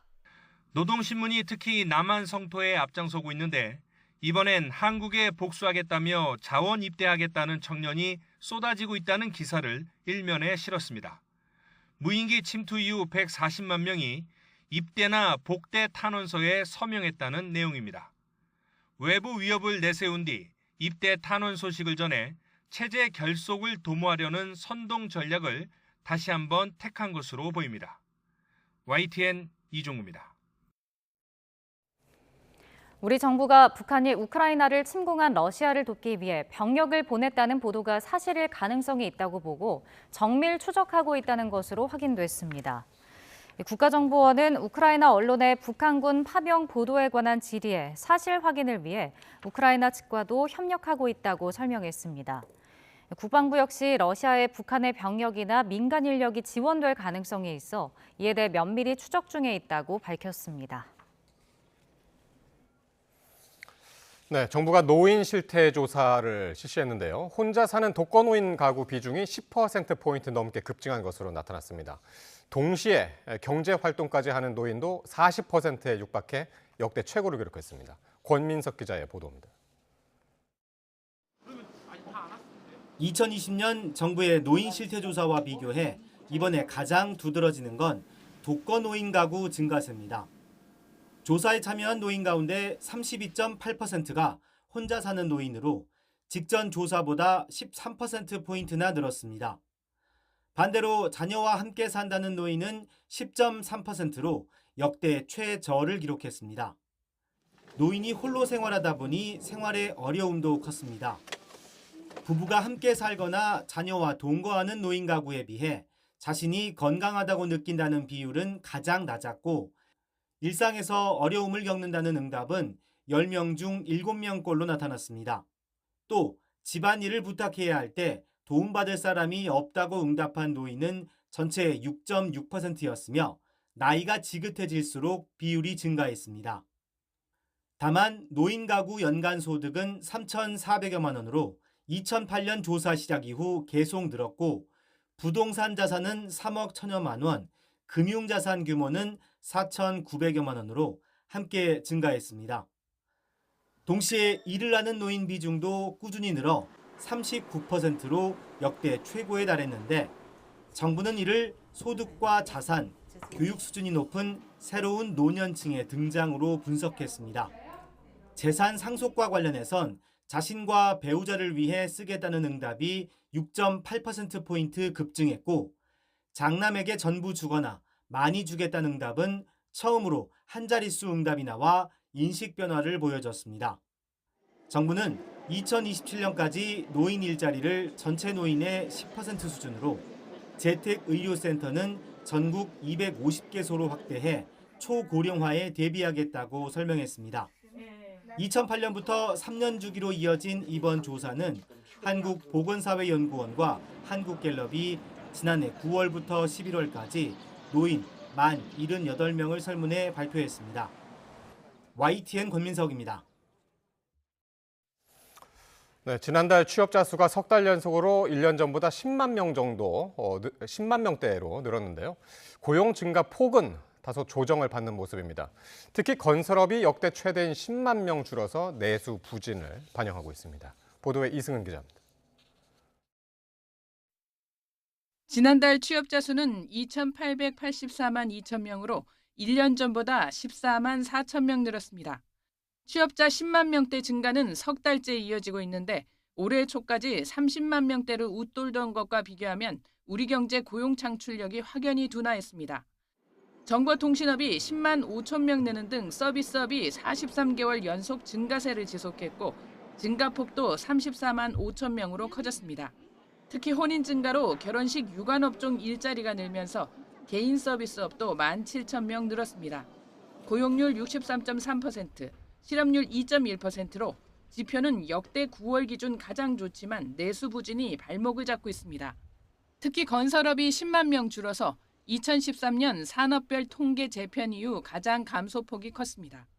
신규 공사 위축이라든가 원자재 비용이라든가 이런 부분들이 영향으로 좀 위축이 되고 있는 상황이고 전문직별 공사업이 증가를 견인을 해오다가 5월부터 감소로 전환이 된 영향이 전체 건설업의 감소를 영향을 미쳤다. 제조업도 4만 9천 명이 줄면서 석 달째 감소했습니다. 도소매업은 10만 4천 명 줄어 2021년 11월 이후 최대폭 감소입니다. 나이별로 보면 60세 이상이 27만 2천 명 늘어 고령층이 증가세를 주도하는 흐름이 여전했습니다. 인구가 줄고 있는 15세에서 29세 청년층과 40대 취업자 감소 현상은 이어졌습니다. 청년층 쉬었음 인구는 6만 3천 명 늘어서 44개월 만에 최대폭으로 늘었습니다. 취업자 감소세를 보이는 건설업계에 신규 인력이 유입될 수 있도록 숙련 인력 대우를 개선하고 청년층 취업 교육도 확대할 계획입니다. 정부는 다음 달 청년과 여성, 중장년 등 취약계층 고용 촉진을 위한 2차 사회 이동성 개선 방안을 발표할 예정입니다. YTN 이승은입니다. 정부의 대출 규제 등으로 인해서 지난달 서울 아파트 실거래가 지수가 하락한 것으로 잠정 집계됐습니다. 한국부동산원에 따르면 지난달 서울 아파트 실거래 가격 잠정 지수는 마이너스 0.47%를 기록했습니다. 만약 다음 달 공개될 확정치에서도 하락이 결정된다면 서울 아파트 실거래가 지수는 지난해 12월 이후 9개월 만에 하락 전환하게 됩니다. 9월 계약된 부동산의 실거래 신고 기한은 이달 말까지로 확정 결과와 다를 수 있지만 최근 거래 시장의 침체한 분위기를 고려하면 최종 결과도 하락 전환할 가능성이 큰 것으로 관측됩니다. 경기 동남권의 권역 응급의료센터인 분당 차병원이 응급 환자를 수용하지 않았다는 논란이 일자 정부가 사실관계 파악에 나섰습니다. 보건복지부는 오늘 응급실 환자 미수용 논란과 관련해 사실관계 확인을 위해서 분당 차병원에 조사관을 파견했다고 밝혔습니다. 다만 정식 조사 단계가 아니라 사실관계 확인 절차를 진행한 뒤 의료진과 의료기관의 과실이 예상될 때 별도의 조사단을 꾸려 본격 조사를 진행한다는 방침입니다. 자동차의 가속 정지 페달을 헷갈려 내는 페달 오조작 사고가 끊이지 않고 있는데요. 이 사고의 40%는 고령자로 나타났습니다. 이영원 기자입니다. 갑자기 속도를 내며 중앙선을 넘어가 마주오던 차량을 들이받아 버립니다. 차를 빼는가 싶더니 지하 주차장으로 돌진하고 주차하려다 속도를 내 앞차를 그대로 밀어버립니다. 모두 가속 페달을 정지 페달로 착각해낸 사고로 주차나 출차 중 빈도가 높았습니다. 특히 위 사례들의 운전자는 모두 70대였는데 실제로 이런 페달 오조작 사고에서 고령자 비중은 압도적입니다. 페달 오조작 사고는 2019년부터 올해 6월까지 1년 평균 2,000건 정도인데 61살 이상 비중이 40%에 달합니다. 70살 이상은 운전면허 소지자의 6%에도 못 미쳤지만 사고 비중은 14%가 훌쩍 넘습니다. 고령자일수록 고령자에 따라서 그런 반응이 조금 느린 부분 때문에 운전 경력이 상당히 높더라도 대처가 조금 느린 부분들이 있기 때문에 사상자 14명을 낸 시청역 사고나 행인 2명을 숨지게 한 부산 해운대 사고처럼 자칫 큰 인명피해로 이어질 수 있는 만큼 대책 마련이 시급합니다. 이에 연구소는 페달 오조작을 감지하고 차단하는 장치를 설치하면 관련 사고를 60% 넘게 줄일 수 있다며 보급 필요성을 강조했습니다. 현재 우리나라에서 이런 장치가 장착돼 나오는 차종은 하나뿐이지만 일본은 신형 차량의 90%에 달합니다. YTN 이영훈입니다. 수억 원어치 압수물을 빼돌린 혐의로 현재 경찰관이 긴급 체포됐습니다. 비슷한 사건이 이어지면서 경찰의 기강해임 문제가 도마 위에 올랐습니다. 정현우 기자입니다. 서울 강남경찰서에서 수사 중 확보한 압수물을 확인하다 액수가 맞지 않는 수상한 정황을 포착했습니다. 추적에 나선 경찰은 수사과 소속 A 경장을 사무실에서 긴급 체포했습니다. 압수물 관리 업무 담당자인 A 경장은 도박판에서 압수해 경찰서에 보관하던 현금 등을 수차례에 걸쳐 빼돌린 것으로 조사됐습니다. 경찰은 그렇게 챙긴 액수가 3억 원에 달하는 것으로 보고 있습니다. 그런데 경찰의 압수물 횡령 사건은 이뿐만이 아닙니다. 앞서 올해 5월에는 완도경찰서 소속 비경위가 도박 사건에서 압수한 현금 수천만 원을 빼돌린 혐의로 파면됐습니다. 비경위는 지난 2022년 10월부터 1년 가까이 압수물 창고에서 현금 3,400만 원을 빼간 것으로 조사됐는데 훔친 돈으로 개인 빚을 갚은 것으로 확인됐습니다. 올해 1월부터 9월까지 경찰관 징계 건수 349건 가운데 가장 높은 수준의 징계인 파면이 25건으로 이미 최고치에 달한 상황입니다. 이런 점을 의식한 듯 조지호 경찰청장도 취임사에서 조직비위 근절을 강조한 가운데 공직자는 국민의 모범이 되어야 하고 관리자는 구성원의 모범이 되어야 합니다. 행동과 실천으로 국민의 기대에 한 발 더 다가섭시다. 현장의 기강회의 논란이 그칠지 주목됩니다. YTN 정현우입니다. 서울의 초등학교 바로 앞에서 몰래 가짜 담배를 만들어 온 중국인 일당이 경찰에 붙잡혔습니다. 환풍기에서 나오는 냄새가 단서가 됐습니다. 부장원 기자입니다. 허름한 공장 안으로 경찰이 들이닥칩니다. 곳곳에 갈색 담뱃잎이 수북이 쌓였습니다. 포장도 안 된 담배 개비도 여기저기 널렸습니다.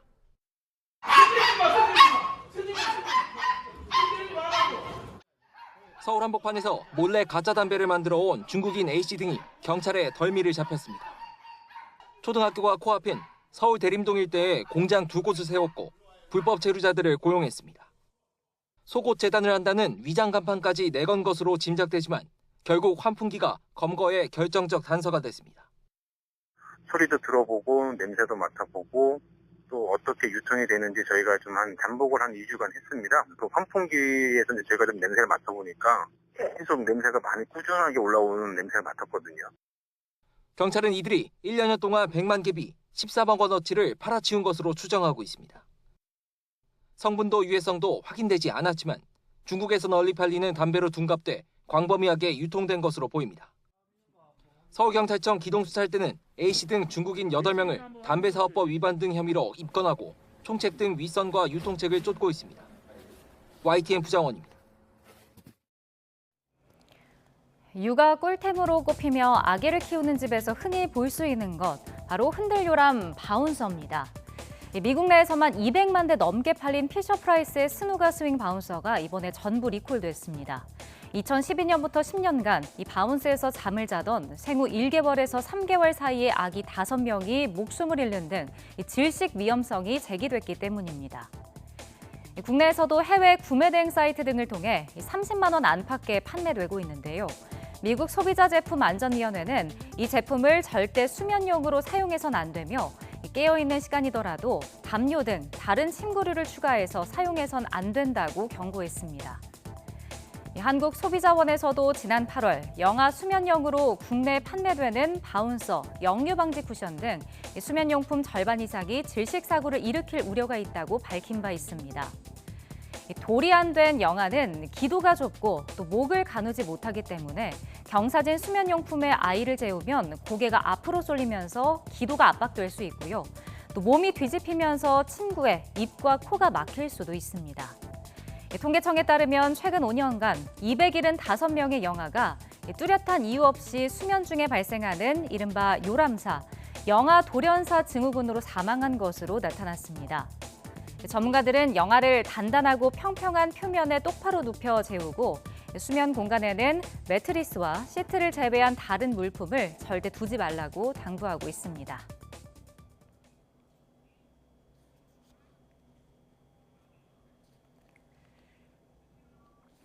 네, 내일 밤 8시 26분 올해 가장 크고 밝은 보름달이 떠오릅니다. 보도에 장하영 기자입니다.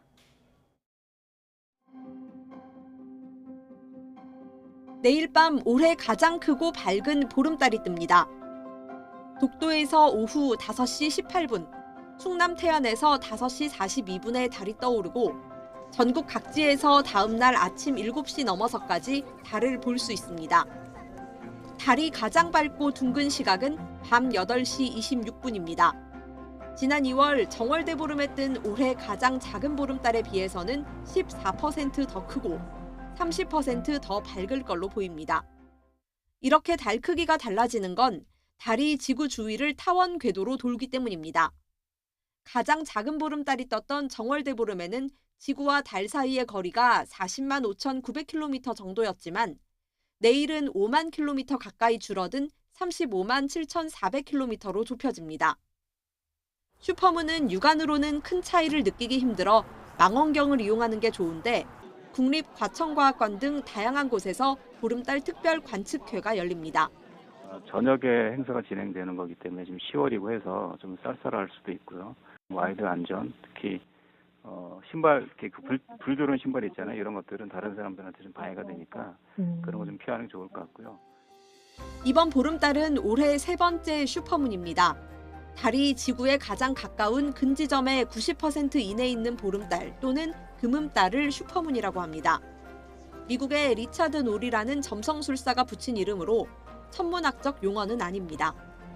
YTN 장하영입니다.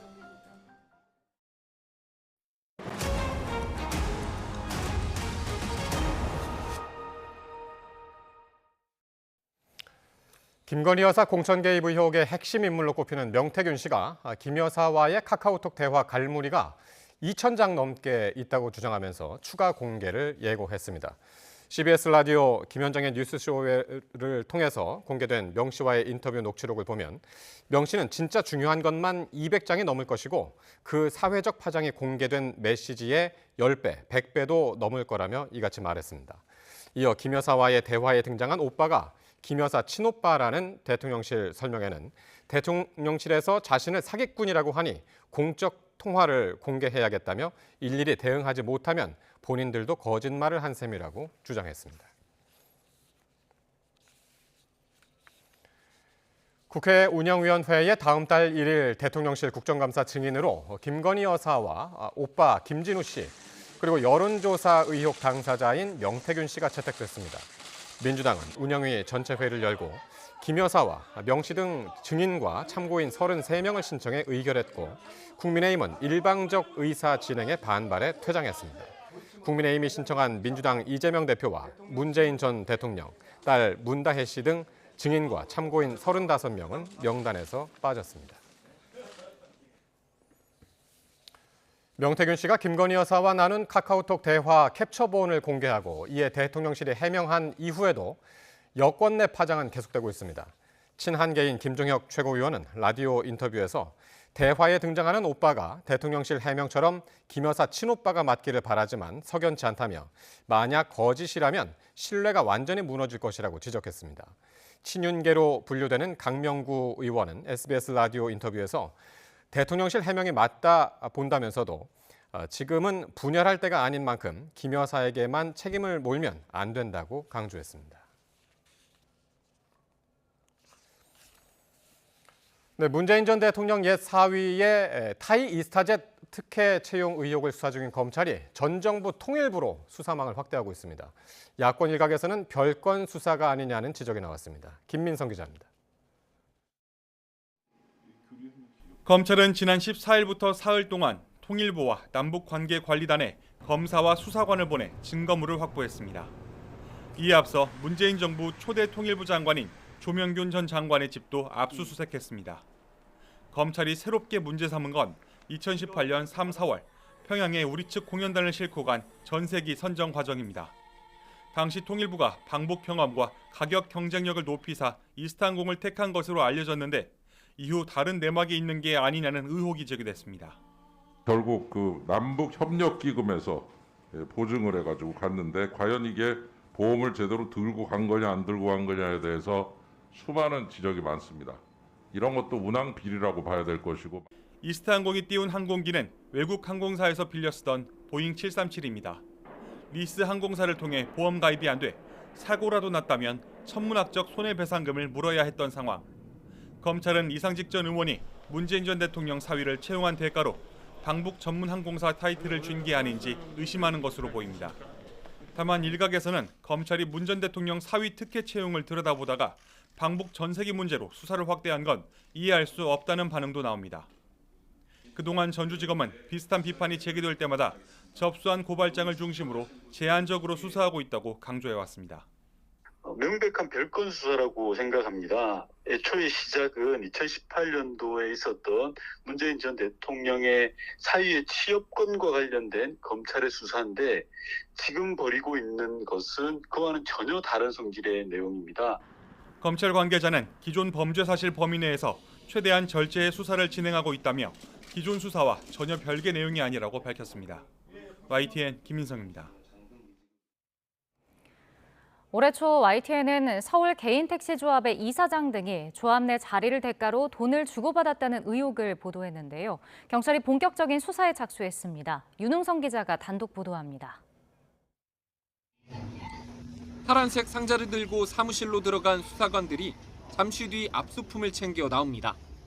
경찰이 조합 내 자리를 대가로 금품을 받은 혐의로 서울 개인택시조합 차모 이사장 등에 대한 강제 수사에 나섰습니다. 서울 개인택시조합은 5만 명에 달하는 서울 개인택시 기사들 대부분이 소속된 직능단체입니다. 한 달에 1인당 2만 원인 조합비만 따져도 1년에 100억 원에 달하는 대규모 조직입니다. 앞서 YTN은 연임에 성공한 차 이사장 등이 조합 내 이사와 감사 등 자리를 대가로 적게는 수백만 원에서 많게는 억대의 돈을 받았다는 의혹을 보도했습니다. 당시 조합에 속한 기사들은 좋은 자리를 준다는 차 이사장 측근의 꼬드김에 넘어가 금품을 건넸다 돌려받거나 돈만 뜯기고 약속한 자리도 받지 못했다며 대화 내용을 공개했습니다. 1,000만 원에 감사를 가라고 얘기 듣고 지금 자리 못 받아 난리들이야. 부대표는 다 억대짜리. 나도 못 가. 돌려주세요. 그냥 마음 비우겠어요. 그래. 알았어. 돌려주세요. 통장으로 해야 됩니다. 붙이기도 그러니까 내일 토요일에도 시간 내서 한번 와 만나서 붙이고 가지고 가. 그냥 붙여주세요. 아이고 그런 거 아니라니까. 이 같은 비리 의혹에 대해 내사를 벌여온 경찰은 보도 8개월 만에 조합 본사 사무실 등을 압수수색하며 수사를 본격화했습니다. 경찰은 자리를 대가로 돈을 주고받았는지 파악하기 위해 조합의 인사 관련 자료 등을 확보한 것으로 파악됐습니다. 경찰은 압수물 분석을 마치는 대로 차 이사장 등에 대한 소환 조사를 검토할 계획입니다. YTN 윤웅성입니다.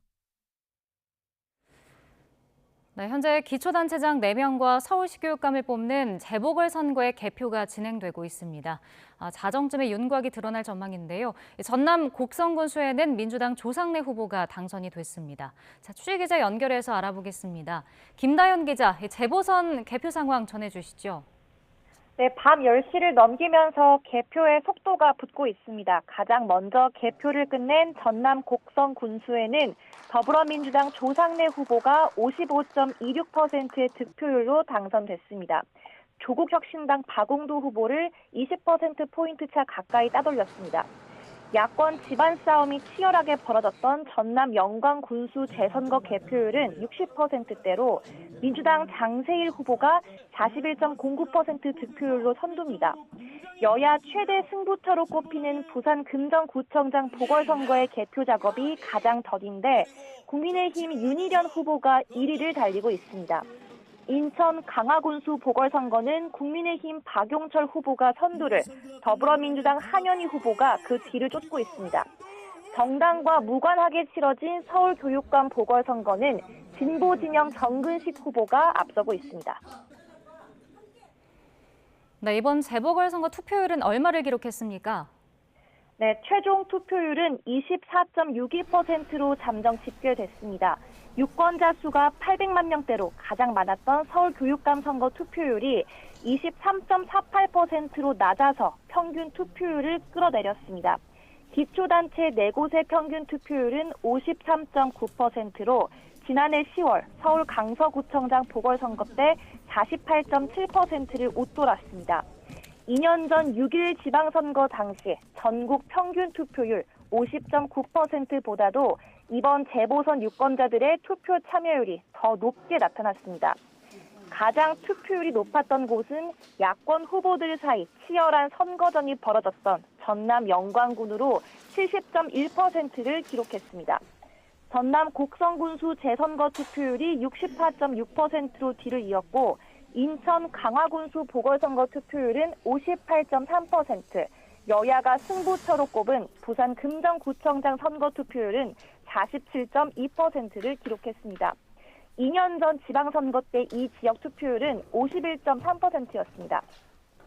여야 모두 재보선치고 높은 투표율기가 자당 후보에게 불리하지 않다고 해석하고 있습니다. 국회의원이나 광역단체장을 뽑는 선거는 아니지만 총선 이후 처음으로 지역 민심을 확인할 수 있는 계기인 만큼 결과에 따라 여야 지도부 리더십이나 전국 주도권 다툼 양상도 달라질 거로 보입니다. 지금까지 정치부에서 YTN 김다연입니다. 이태원 참사 당시 부실 대응한 혐의가 있는 경찰의 최고 윗선 책임자인 김광호 전 서울경찰청장에 대한 1심 선고가 내일 내려집니다. 서울 서부지방법원은 내일 오전 10시 반 김 전 청장 등 서울청 관계자 3명에 대한 선고 기일을 엽니다. 앞서 검찰은 인파가 집중되는 혼잡한 상황에 책임과 권한이 있는 김 전 청장이 위험을 인식하지 않아 화를 키웠다며 금고 5년을 구형했습니다. 대기업 갑질을 막기 위해 정부가 여러 대책을 내놨지만 중소기업 5곳 가운데 한 곳은 여전히 갑질에 시달리는 것으로 나타났습니다. 보도에 최하영 기자입니다. 대기업 계열 렌터카 회사와 직접 계약을 맺고 10여 년 동안 파손된 자동차 유리를 수리해온 A씨. 그런데 지난해 말 렌터카 회사에서 비용 절감을 이유로 돌연 중개업체를 내세웠습니다. 중개업체를 통해 일감을 수주하면서 A씨가 받는 유리 단가는 40%나 깎였습니다. 30만 원을 넣으면 30만이 달아나는데 지금은 17만 원, 18만 원 정도밖에 안 주니까 일방적으로 당했습니다. 그렇게 해서 아주 많이 힘들었습니다. 대기업과 거래하는 중소제조기업 500곳에 물었더니 5곳 가운데 한 곳꼴로 이런 불공정 행위를 겪었습니다. 중소기업이 겪은 가장 흔한 갑질은 대기업의 납품 단가 후려치기였습니다. 여기에 부당한 계약 취소와 부당 반품, 대금 미지급 등도 중소기업을 괴롭혔습니다. 하지만 중소기업 절반 이상은 대기업 횡포에 아무런 대응도 하지 못한 것으로 나타났습니다. 게다가 불공정 거래는 대기업에서 자재를 공급받을 때도 마찬가지였습니다. 대기업에서 원 부자재를 구매한 기업 270여 곳 가운데 19%가 불공정 행위를 경험했고 부당한 공급 단가 결정이 가장 많았습니다. 그럼 이런 갑질을 막기 위해 어떤 대책이 필요한지도 물었습니다. 중소기업 66%는 중소기업의 협상력 강화 등 납품 단가 제값받기 환경 조성을 가장 원했습니다. 또 중소기업에 대한 정부 지원과 불공정 거래 행위 근절 대책 마련도 필요하다고 답했습니다. 대기업에 대한 중소기업의 협상력을 강화하기 위해서 계약 조건 협의 요청권을 강화하는 방안으로 그런 대안을 마련해서 정부의 대책에도 뿌리 뽑히지 않는 대기업 갑질에 중소기업과 소상공인의 눈물은 마르지 않고 있습니다. YTN 최하영입니다. SM엔터테인먼트 인수 과정에서 주가를 조종한 혐의로 구속 기소된 김범수 카카오 경영쇄신위원장이 불구속 상태로 재판받게 해달라고 법원에 요청했습니다. 서울 남부지방법원은 오늘 자본시장법 위반 혐의를 받는 김 위원장에 대한 보석 신문기일을 진행했습니다. 구속된 지 80일 만인 지난 10일 보석을 청구한 김 위원장은 수백 번이 넘는 회의에 참석했지만 한 번도 위법한 것을 승인한 적이 없다며 억울하다는 입장을 밝혔습니다. 그러나 검찰은 김 위원장이 하이브의 공개 매수를 막고자 SM 주식을 대량으로 사들여 시세를 12만 원 이상으로 고정하려한 범행이 중대하고 증거를 없애고 도망할 우려가 여전하다는 점에서 구속 상태가 유지돼야 한다고 반박했습니다. 화재로 23명이 숨진 경기도 화성시 아리셀 공장의 모 회사 관계자가 군납 비리 혐의로 구속됐습니다. 수원지방법원은 오늘 사기 등 혐의를 받는 에스코넥 직원 이모 씨에 대해 증거를 없애거나 달아날 가능성이 있다며 구속영장을 발부했습니다. 함께 구속영장이 청구된 다른 직원 서모 씨에 대해선 현재 병원에 입원해 도망칠 우려가 적은 점 등을 들어 영장을 기각했습니다. 그러나 이 가운데 전직 직원 A 씨는 구속 전 피의자 신문 당일인 오늘 자택에서 숨진 채 발견됐습니다. 국정감사 이틀 전 교체 인사가 발표된 주중대사에 그동안 언행과 직무수행을 두고 야당 의원들이 4시간 동안 질타를 이어갔습니다. 베이징에서 강정규 특파원입니다. 국정감사를 불과 이틀 앞두고 교체 인사가 발표된 정재호 주중대사. 2년 3개월 남짓 임기를 마치고 서울대 교수로 되돌아간다고 밝혔습니다. 야당 의원들은 부하 직원에게 갑질을 했다는 의혹을 비롯해 특파원단과 반목 등에 대해 4시간 동안 질타를 이어갔습니다. 제가 마지막 기회를 드리고 싶습니다. 사과하시겠습니까? 저는 의원님이 그 관련한 이슈에 대해서 상세히 아시고 계시는지 정말 궁금합니다. 정 대사의 소극적인 외교 활동도 도마 위에 올랐습니다. 대통령의 친구를 4강 대사로 임명한 것부터 한중 관계 악화까지 윤석열 정부의 실책으로 돌린 겁니다. 빵점이네요, 빵점. 진짜 빨리 그만두셔야 되는 사람이었는데 이제야 그만두네요. 여당 의원들은 내년 경주 에이펙 계획이 시진핑 주석의 방한이 유력하다는 점을 거론하며 역공을 폈습니다. 문재인 전 대통령 시절 2차례 방중에도 시 주석이 답방하지 않았던 만큼 에이펙 이전에 단독 방한을 성사시켜야 한다고 주문하기도 했습니다. 외교를 정치를 경험해서 그 이전에 어떤 형태든 방안을 이끌어낸다는 큰 의미가 있지 않습니까? 네, 그렇습니다. 시 주석의 방한에 앞서 윤 대통령이 방중해야 한다는 주장도 나왔습니다. 현 정부가 먼저 손을 내밀어 전임 정부 시절 꼬였던 한일 관계를 풀었던 것처럼 주도적으로 전환점을 마련하자는 취지입니다. 북중 이상 기류와 한반도 군사 긴장 속에 제한적 핵무장을 거론하면서 중국과 전략적 소통의 필요성도 제기했습니다. 한반도에서 우리의 제한적 핵무장을 하기 위해서는 중국의 관계 중요하다. 한중 양국 대사의 동시 교체를 계기로 여야가 한 목소리로 관계 개선을 주문한 셈입니다. 베이징에서 YTN 강정규입니다. 네, 호주 시드니 여러 해변에 기름 찌꺼기 덩어리로 추정되는 검은 공 모양의 물질이 무더기로 밀려와서 당국이 해변을 폐쇄하고 정화 작업에 나섰습니다. 현재 시각 16일 현지 언론에 따르면 시드니 동남부 쿠즈 해변엔 전날 오후부터 골프공 크기의 검은 덩어리 수백 개가 밀려 들어왔습니다. 네, 지난 8월 조희연 전 교육감의 직상실로 진행된 서울시 교육감 보궐선거에서 혁신교육 계승을 내세운 진보진영 단위로 보인 정근식 후보가 당선됐습니다. 정 당선인은 바로 공식 업무에 들어가는데요. 전 교육감의 자녀 임기인 1년 8개월 동안 서울 교육 정책을 이끌게 됩니다. 정근식 서울시 교육감 당선인의 소감 들어보겠습니다. 미래를 선택하는 중요한 순간이었습니다. 여러분의 선택이 서울 교육을 바꾸고 서울 교육을 한 단계 더 진전시키는 첫걸음이 될 것입니다. 최근 우리 학과의 노벨 문학상 수상은 우리에게 큰 의미를 줍니다. 그의 작품처럼 치열한 역사의식과 문화적 감수성을 키울 수 있는 교육이야말로 서울의 미래를 밝힐 때입니다. 저는 이러한 교육을 통해 우리 아이들이 창의력과 협력 그리고 자율성을 마음껏 펼칠 수 있는 그런 환경을 만들겠습니다. 이번 선거 주변 정돈을 마치는 대로 곧바로 교육청으로 들어가서 시민과 함께하는 서울 교육을 시작하겠습니다. 여러분의 목소리에 귀 기울이고 자랑스러운 서울 교육을 만들어가겠습니다. 감사합니다.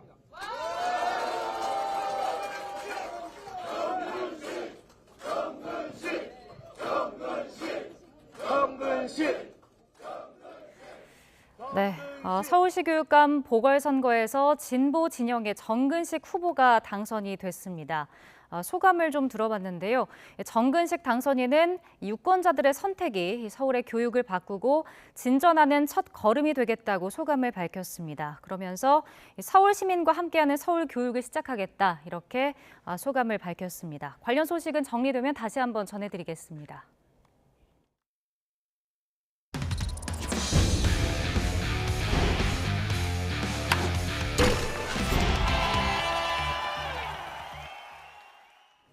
프로야구 삼성과 LG가 내일 잠실로 장소를 옮겨 플레이오프 3차전을 치릅니다. 관전 포인트를 조은지 기자가 정리했습니다.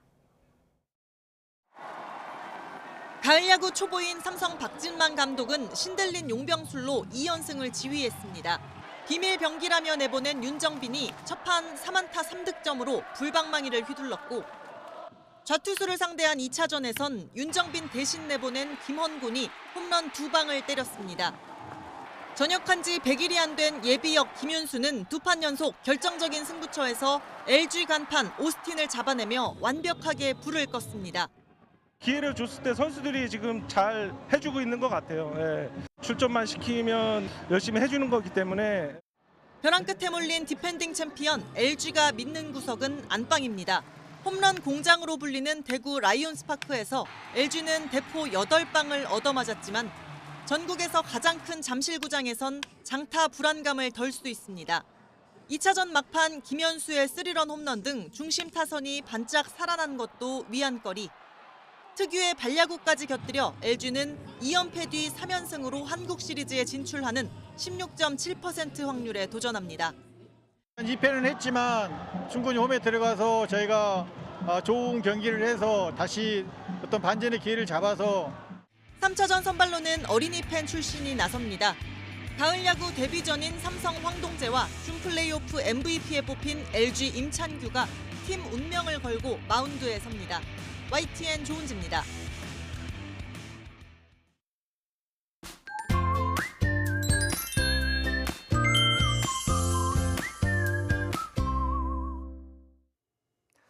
내일도 내륙에서는 쾌청한 가을 하늘이 함께하겠습니다. 여기에 가을볕이 기온을 끌어올리면서 무척 온화해질 것으로 보이는데요.